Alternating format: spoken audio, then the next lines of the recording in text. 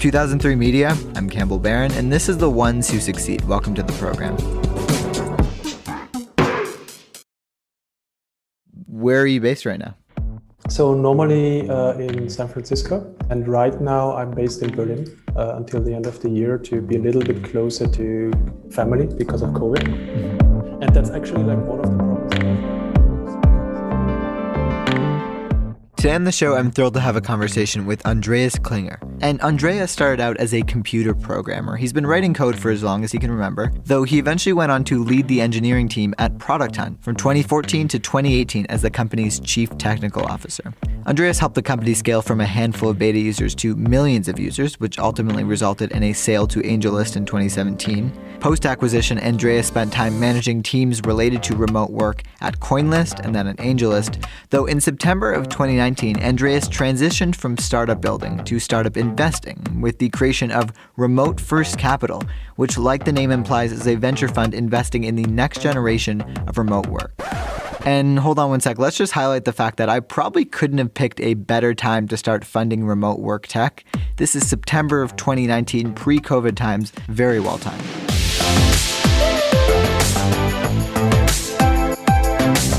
Anyway, in case you can't already tell, I'm personally really interested in the space and knew I wanted to talk with someone knowledgeable about the future of work. And as a result, Andreas, usually based in San Francisco, but due to COVID is spending time in Berlin, joined this program via Zoom to discuss his entry point into the world of tech startups, lessons learned as the chief technical officer of Product Hunt, and of course, why remote work, and what are his ambitions as a venture capitalist investing in the future of work. That's all coming up. This is The Ones Who Succeed. I'm Campbell Barron. My conversation with Andreas Klinger starts now.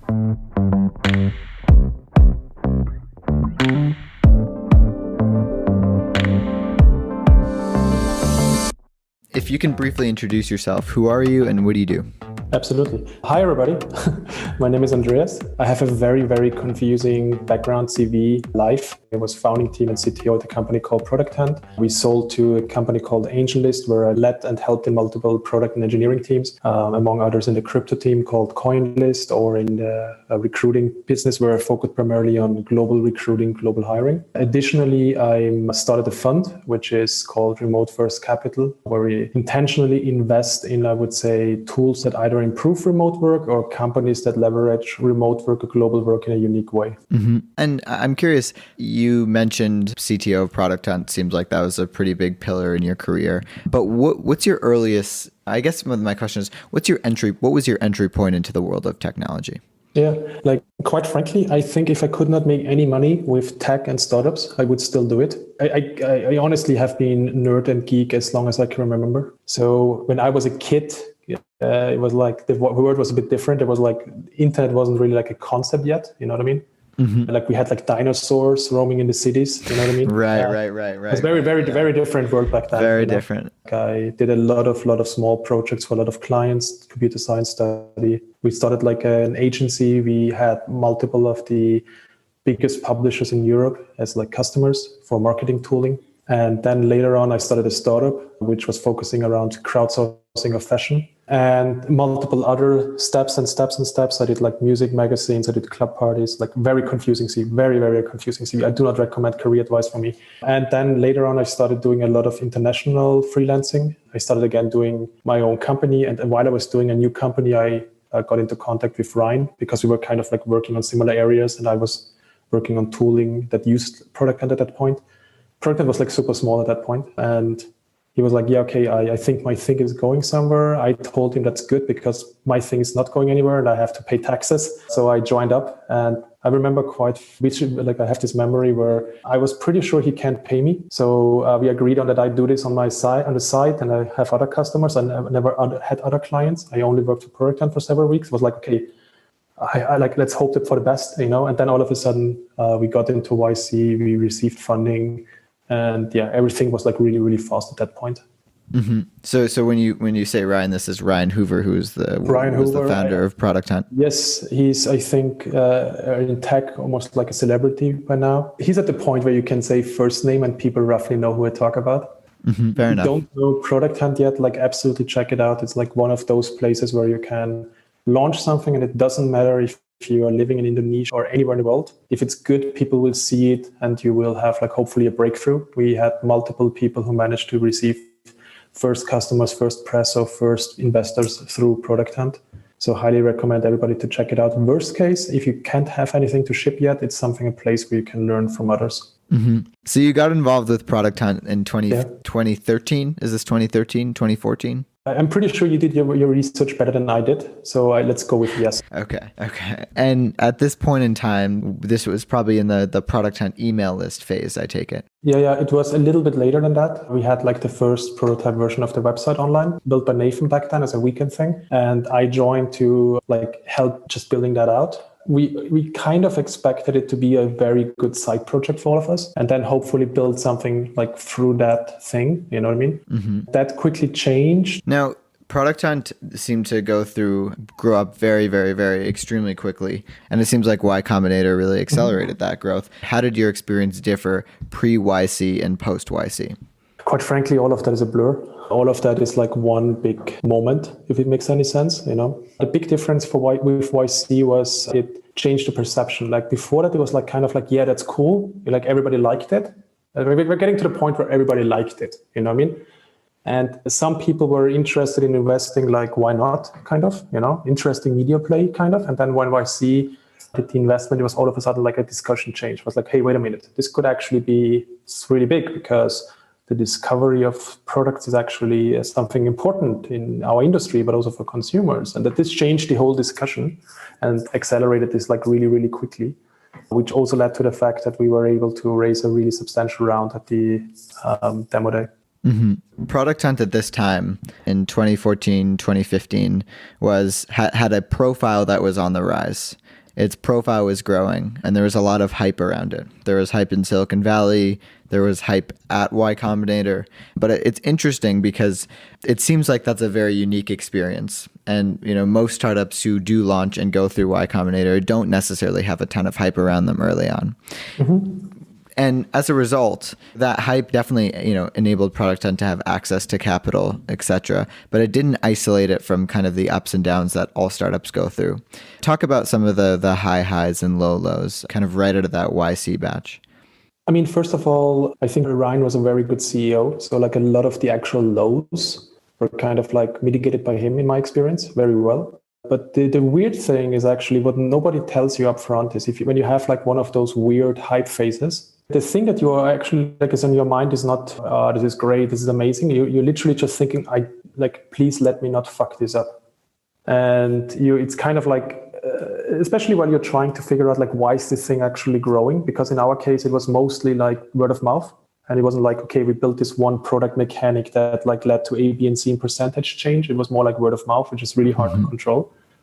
And so you're kind of like in this, okay, so I'm doing things that I hope are right, you know, and I have some numbers that look good. But honestly, if everything would go down instantly, that would also make sense. So let's hope for the best. And that's actually very terrifying, to be honest. And that's something that I personally didn't expect. Like I always assumed that startups are kind of like you have trouble.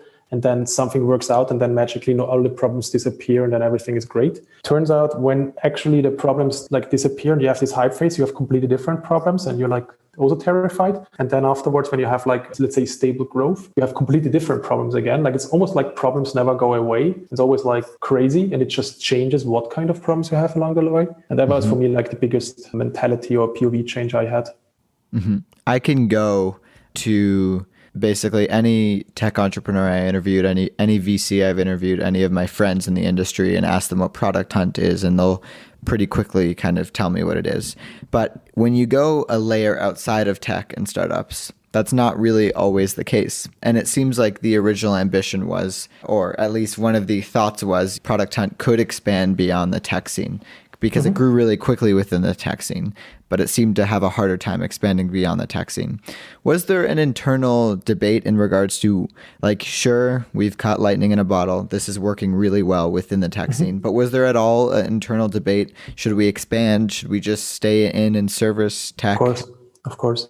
I want to see the startup that absolutely knows what they're doing. Like all this obvious truth is only from the outside and after good PR shaping. You know what I mean? Like most startups do stuff Like some stuff works, some other stuff doesn't, then they try something else. And then afterwards they try to establish a narrative, starting from the founder story where they're like, back then my grandmother used to have a grocery store, blah, blah, blah. And this is the reason why I decided to do a SaaS product for taxes, you know what I mean? And then it goes further to like, yeah, we had this insight and blah, blah, blah, like that's narrative construction that you do afterwards. Like you have all these discussions internally, you have uncertainty, you have like if you're lucky, you have a good vision, like where like why is this exciting to you? And like, why do you, like if everything goes down and that would still be true, would it still be exciting for you? That's in my opinion, something really important. And if you're lucky, you have unlocked a few core mechanics where you really understand why is this interesting, why does the customer need this, and why does this work? But a part of that, most startups, until they have like stable growth phase, it's narrative reconstruction afterwards. It's like all this BS. I'm glad you said that. When you reflect on that experience, that seemed like it was probably one of the most formative experiences in your career. What emotions go through your head? How do you think back on it? Coming up, The Ones Who Succeed continues. We'll be right back after this. Stick with us.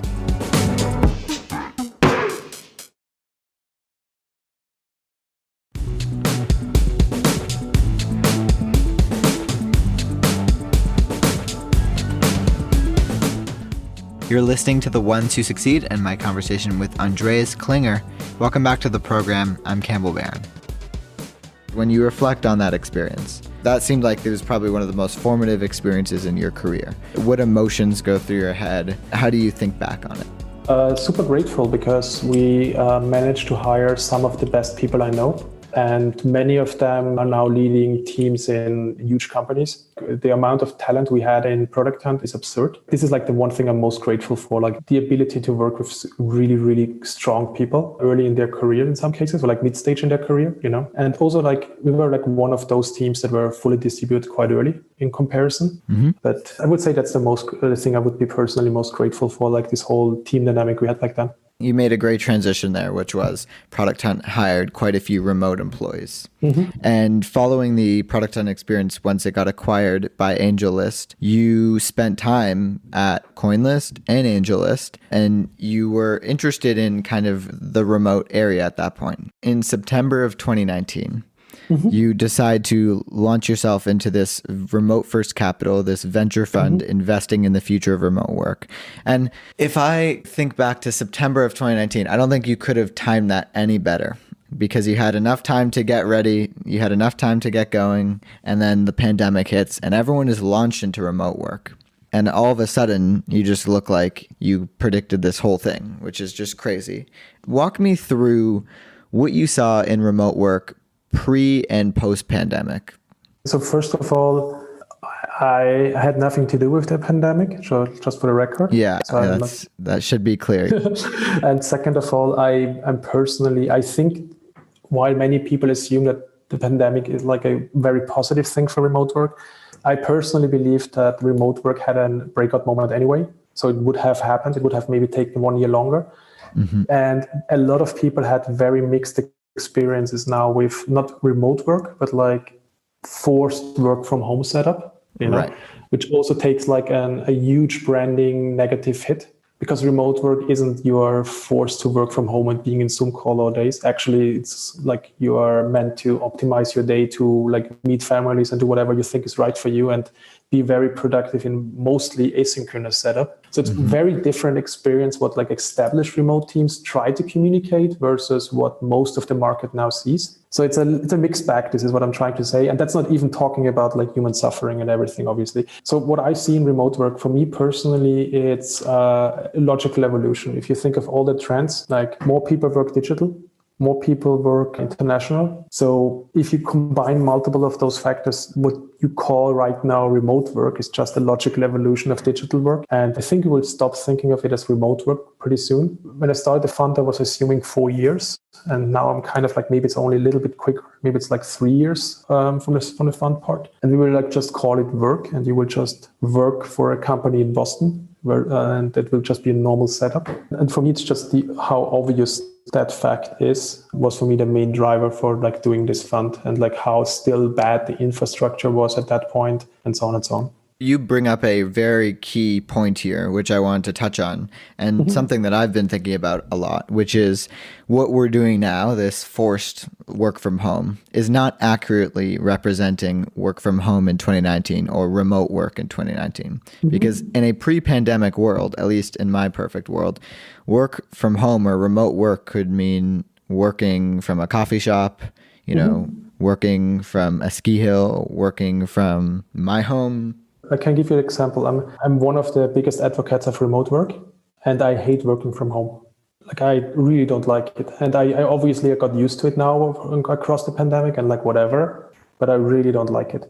I am a big fan of renting a small office with a few other remote workers who are like on the same level of professional as you are, so that you have like sparring partners and so on and so on. I'm not a big fan of working from home personally. That's very interesting. And I agree with you on that. Yeah. And the other thing is I'm a big fan of having a strict routine. So for example, like having a time of the day where you go to the gym or where you like meet friends or whatever, and like all of that is blown away with lockdowns and everything. So yeah, it's a very, very different experience. Almost like I don't have the patience for long Zoom calls. And right now it's almost like you're forced to do them. So it's very, very different. And I hope that enough tooling will come into place that allows people to kind of be guided into more asynchronous work and so on and so on. So that we have more people transition to that kind of work. But I personally believe that right now the whole experience that most people have with remote work might be actually damaging to the brand.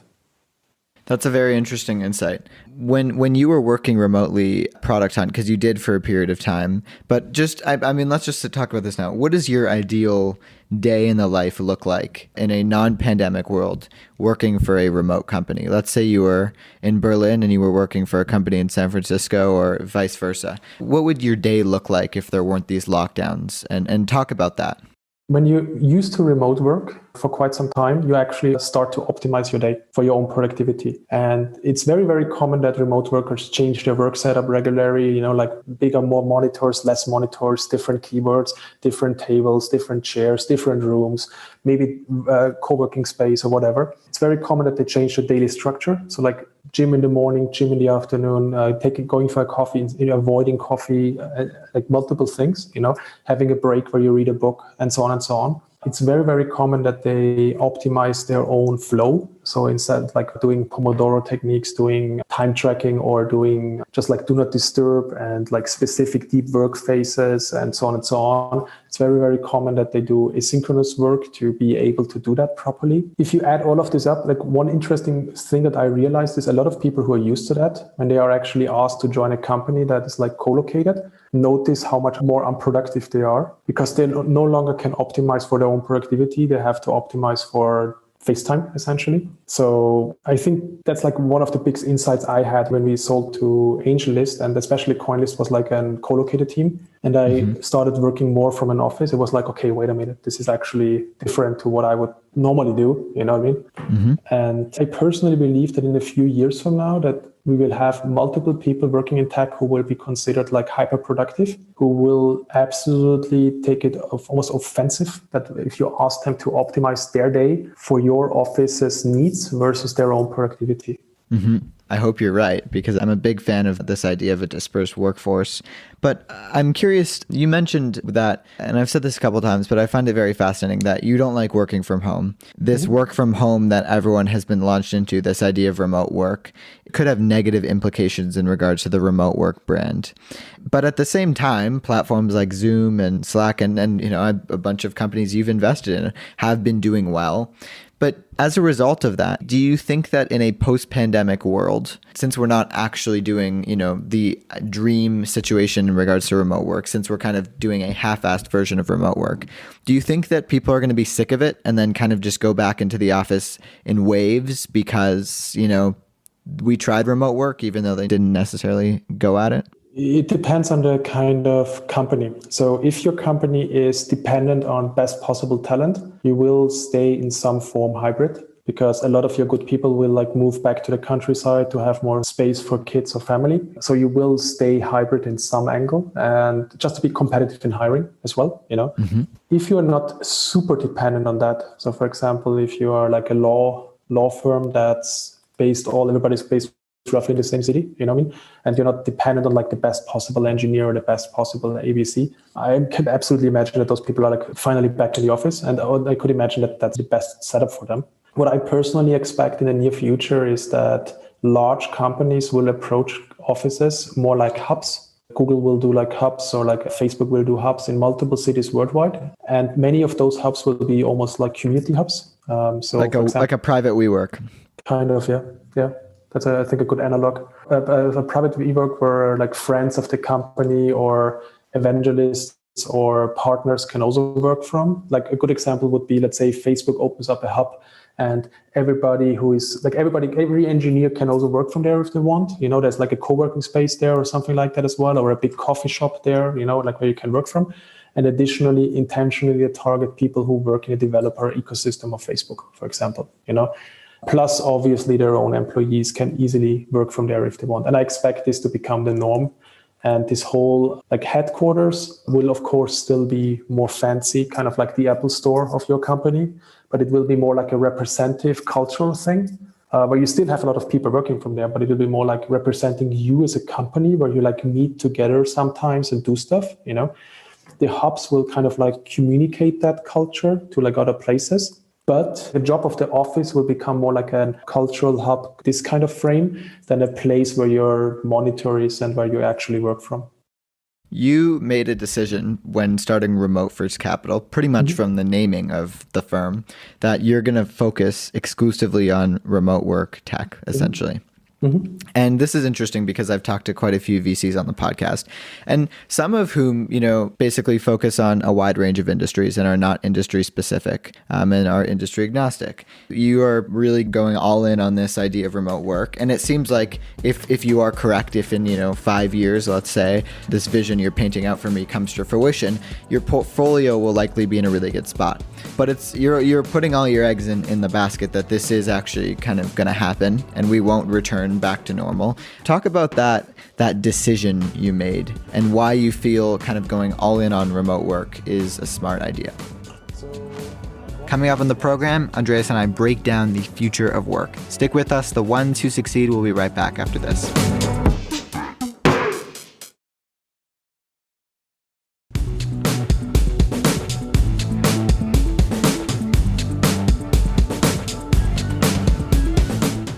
Welcome back to The Ones Who Succeed. I'm Campbell Barron, and I'm joined by Remote First Capital founder and general partner Andreas Klinger, and we're going to jump right back into our conversation. You made a decision when starting Remote First Capital, pretty much from the naming of the firm, that you're going to focus exclusively on remote work tech, essentially.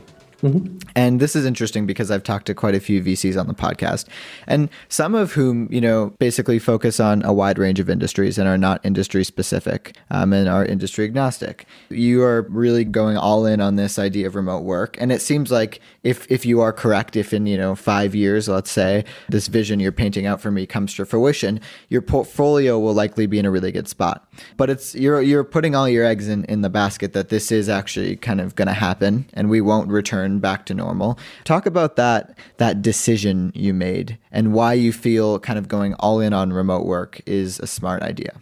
So one of my slides in my pitch deck to investors back then was, if this fund succeeds, the fund won't be necessary in 3 to 4 years anymore. And it's very likely that I raise maybe like one fund, maybe a second fund, but like the tight focus on remote work, hopefully, like back then, my assumption was like 3 years, 4 years. Now, because of COVID, literally every VC is obviously like a remote expert as well, so it's a little bit changed, but it was intentional. The idea was that the job of the fund is to make the fund itself no longer needed, like that the infrastructure gets in place, that global work is an opportunity for people, and so on and so on. So if the fund does its job well, that hopefully the tight focused fit like this is no longer needed. The second reason why I did the fund this way is also like a very pragmatic one. The fund is, and this is a weird thing to say, and this is a thing that you can only say in San Francisco without sounding like a weird sociopath. The venture fund that I run is a side project I do, okay? It's a comparably small fund, super early stage, where I'm sole GP, the only investor, the only person making investment decision. And the reason why the fund is so narrow is because it allows me to invest in an area where I have a lot of domain expertise. And I do not need to research on biochemistry or this and that just because I believe there's a big opportunity. I can't just say, this is amazing, but I have no idea and it's not in my thesis. And I hear somebody else, thank you, like talk to that person, which allows me to be more pragmatic about my time, be more effective. And the other obvious aspect is it kind of links very strongly a certain brand to the fund, remote work, which allows like a certain pre-filtering of like the inbound and the talent and the introductions and all this kind of stuff. It just makes the whole fund actually doable on the side. If it just would be Andreas and his opinions, where there are obviously many, it wouldn't be as efficient. Mm-hmm. I think that's really interesting. And it's clear that your unfair advantage, if you will, is your interest and experience in regards to dispersed work. Now, does it bother you at all that every VC in the world is now a remote work expert? No, actually not. Actually, I think it's, in a way, I think it's cool because so first of all, I don't see the big opportunity in remote tools. Remote tools, most people think of like communication tools. I don't think this is a particularly big opportunity because there is it's a very, very competitive space, really hard to get market share. And it's so hard to establish a habit that's similar to Slack or Zoom. It's so extremely hard. So I don't think this is like a huge market to fight over. I think the big opportunities are twofold. Number one is second degree effects of global work. So how do cities, companies, communities, families, careers change if more people work remote and globally together, which also means like geo arbitrage. Like if I'm a lawyer in Ghana, does it make sense? Like, can I do, for example, learn German law and then become join it, build a startup that does A, B, and C, Mm-hmm, mm-hmm. So second degree effect is a huge aspect. And the other aspect is companies that just are not based in Silicon Valley. And one of the most exciting things that happened in the lockdown and in the whole COVID phase is that funds that are notorious for only investing in the Bay Area to the point that they are actually already suspicious of San Francisco, and only want to invest in the Valley, all of a sudden start investing internationally. And you have all of a sudden like these big funds are saying, we make big bets in like companies who live in completely different regions in early stages. And you have programs like Y Combinator or On Deck and like some stuff like that. That's all of a sudden opening up to like worldwide talent. I think that's the thing I'm personally really, really excited about. You mentioned Bay Area venture firms investing beyond San Francisco. There's been a lot of talk recently about this idea that is the golden age of Silicon Valley behind us. What is Silicon Valley, as someone who's lived there like yourself and also is a big advocate for remote work, you're uniquely qualified to answer this question. What does Silicon Valley look like in a post-pandemic world? I'm still trying to have like a really strong opinion on that personally. So I have a few thoughts on this. I think one thing that happened is after the pandemic, I think it will no longer be that one city becomes the only hub for an industry, which before that in many industries kind of was not like the absolute norm, but kind of the implicit norm.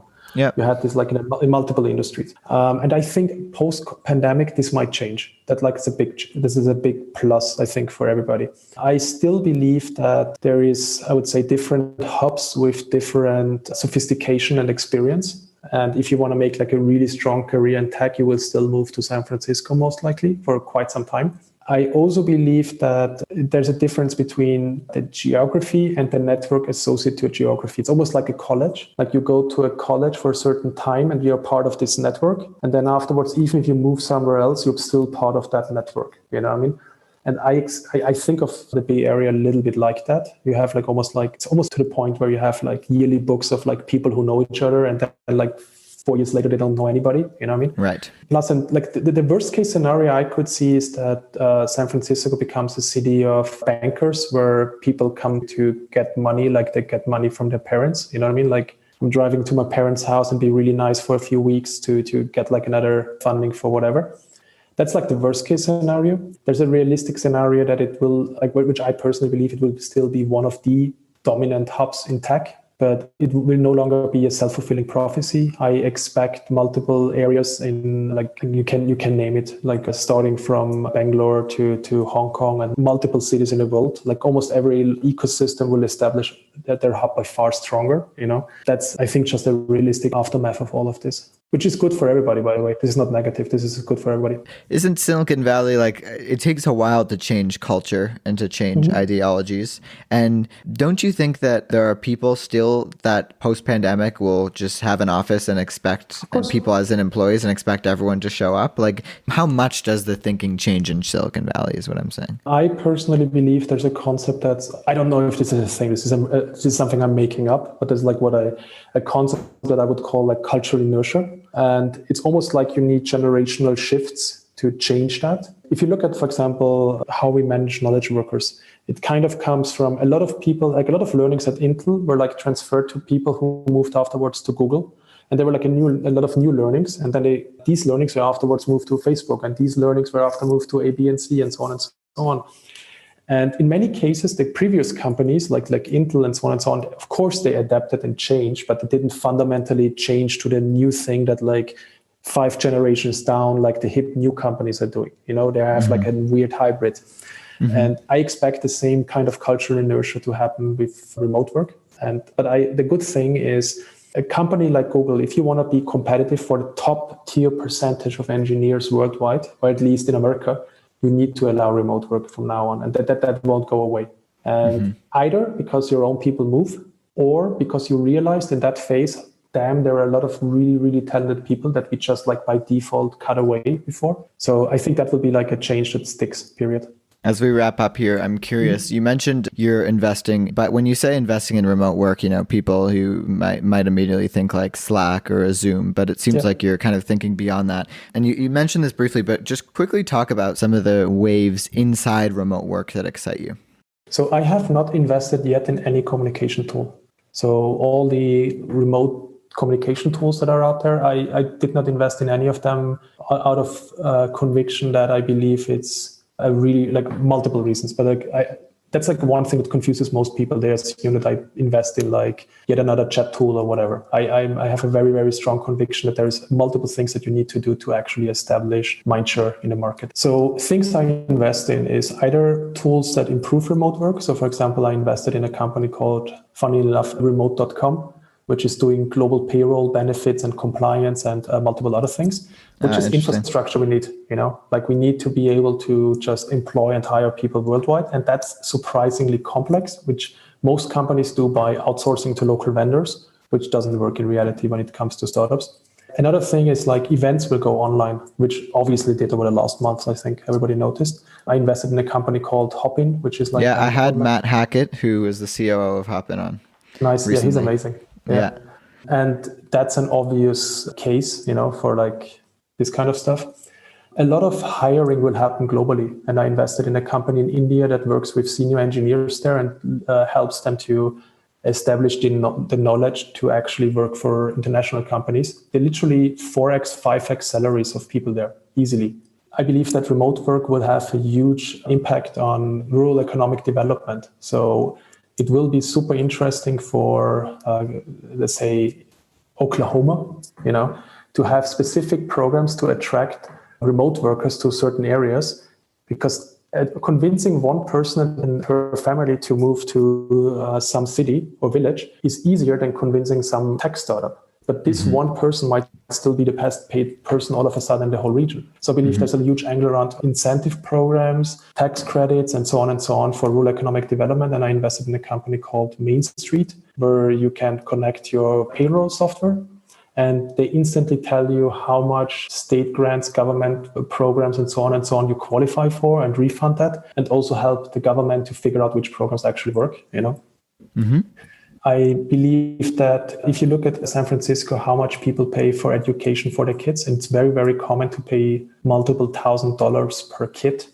per month, which is insane if you're not like used to that kind of numbers. Yeah. Imagine what kind of education you would have globally if you just pay tutors worldwide. And how would actually a school look like if it's completely meant to be online first? And I invested in a company called galileoxp.com, which is essentially an online school where kids have the power to self-direct their own learning. So the kids basically say what they want to focus on in their own education, and the school helps through facilitation. And the weird thing is similar to how remote teams try to avoid meetings, and like everybody who's currently working remote is all day in Zoom calls. And the same is with schools right now. Like all the schools have like 6-hour Zoom calls with like little kids, Galileo has like roughly 1 hour a day Zoom call best case, that's just a check-in with everybody. And still they manage to have like a strong community in a class and everything like that. I'm really interested in edtech. That's one of my big... Yeah. And I also expect, for example, multiple people to, like, for example, I could imagine you in 1 or 2 years starting a course in something where you're an expert in. I could absolutely imagine this. And I invested in a company called Virtually, like tryvirtually.com, which basically like all the whole toolkit that you need to run your class and everything, like all this stuff, just instantly done. Cool. And like these are the kind of second degree effects I'm trying to think through. Like how does city change? Like I invested in Switch Yards, which is basically neighborhood work clubs, like kind of like community centers for remote work, and so on and so on. It's second degree effects, global work arbitrage, like this kind of like, how can you use talent that's worldwide? How can you enable them? If they're actually enabled, how does the world around them change? How does their life change? And so on and so on. This is what I look primarily at. Well, Andreas, you've been so generous with your time. I really appreciate it. Great to get to talk to you. Likewise, and thanks for doing this. I think you're a huge inspiration. Like I'm still personally completely at awe with what you're doing here. Like it's absolutely amazing. I really appreciate that.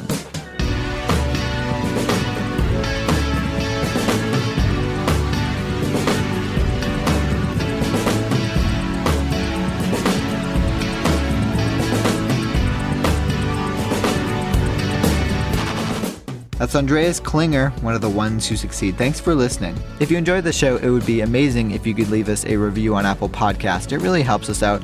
Or why not tell a friend? That also helps new listeners discover the show. I really appreciate it. If you want to see clips from the show and stay up to date with what I'm working on, you could follow me on Twitter and Instagram. I'm at CampbellJBarron. You can find this podcast on YouTube. Our channel is The Ones Who Succeed.